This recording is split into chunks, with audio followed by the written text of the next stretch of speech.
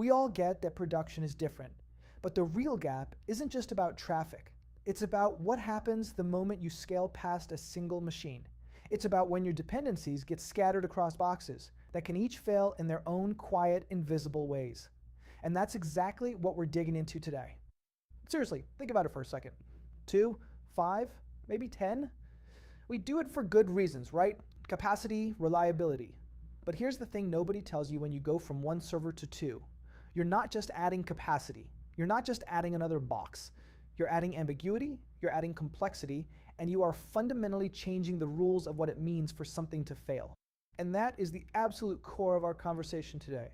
We're not talking about the loud, obvious failures. We're talking about the silent killers, the ones that only show up when you have multiple machines trying to agree on one version of the truth across a network you can't trust with clocks that are never, ever perfectly in sync. To make this really concrete, I want to tell you a story. It's about a payments team, and they were running this distributed ledger across 3 nodes. Now these folks were sharp. They'd read the papers, they'd implemented Raft correctly, they tested their failovers. By every measure, their system was solid. And you know what? For a long time it was.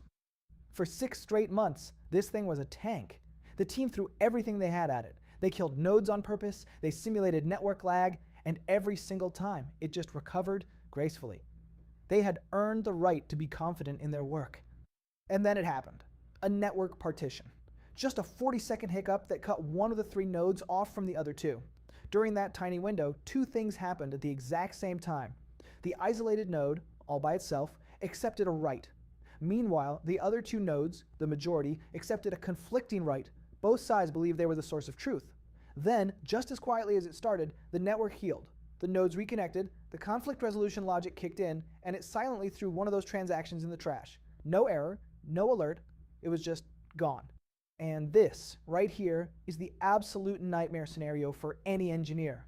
The system looked fine. Dashboards were green across the board. Monitoring screamed 100% uptime. To the outside world, it was perfectly consistent. The problem was, it was consistently wrong. It had achieved consensus on an incorrect reality. And that transaction it discarded, that was a customer's refund. And nobody had a clue for 3 full days until a manual reconciliation process finally flagged the error. So let's be really clear about the lesson here. The team had a great test plan for a node just dying, but they hadn't tested for this exact storm, a network partition happening at the same time as conflicting writes interacting with their specific conflict resolution code. This is the ghost in the machine of every distributed system. That story isn't just some random fluke. It is a direct consequence of 3 fundamental problems that just plain don't exist when you're running on a single machine. So let's break them down. Every single weird, impossible to debug issue you've ever had in a distributed system, I promise you, it traces back to one of these 3 unavoidable facts of life. Partial failure, the fact there's no shared clock, and the absolute unreliability of the network. Think about it. In a single process on your laptop, things either work or they crash. It's binary. But in a distributed system, one of your replicas can be totally healthy, but it's serving stale data from 40 seconds ago. A service can be running, but it just can't reach its database. See, partial failure is so much more dangerous than total failure, because a crashed service pages an engineer. A partially failed service can silently poison your data for days before anyone notices. Now this one sounds academic, but trust me, it's not. So many brutal distributed bugs boil down to one simple question: which thing happened first? Imagine a distributed lock. If 2 services try to grab it and their timestamps are just milliseconds apart, but their physical clocks have drifted by a few milliseconds, who really won? The system can't tell you for sure, and the bugs this creates are non-deterministic.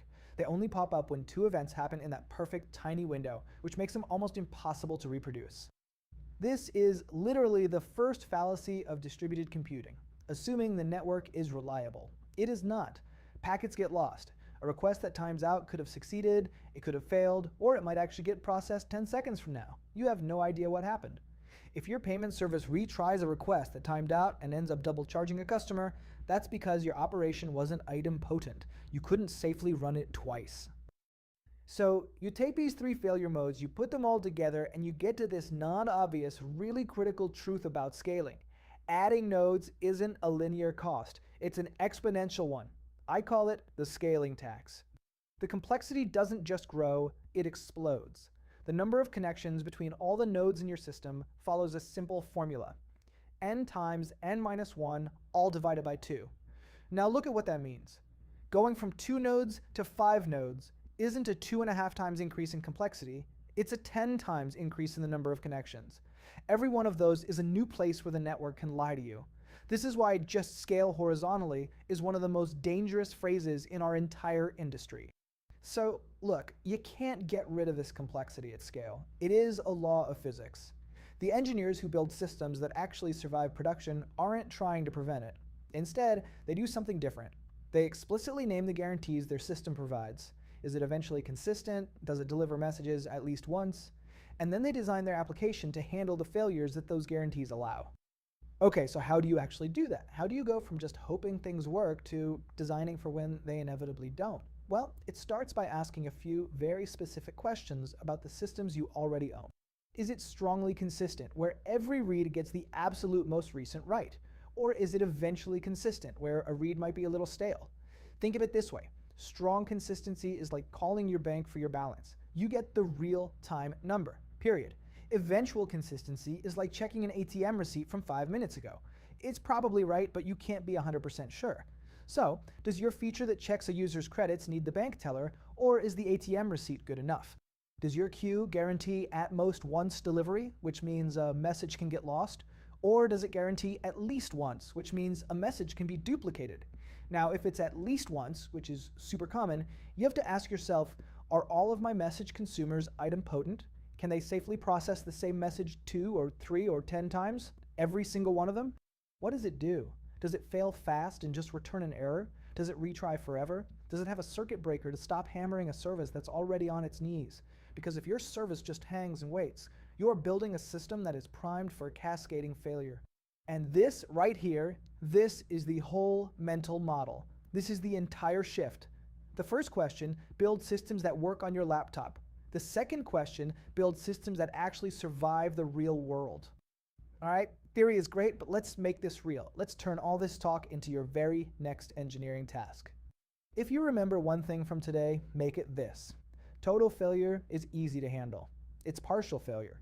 That silent, ambiguous, is it just slow or is it actually down state. That's what will break your system if you haven't explicitly designed for it. So here's your task. I want you to pick one critical thing your system does. A database write, a message getting published, a cross-service API call. And I want you to write down the answers to those 3 questions: consistency, delivery, and dependency failure. If you can't answer all 3 with confidence, you've just found your highest priority ticket. And that's it for day 2. Tomorrow, we are going to talk about retries. You know, that thing you added to make your system more reliable?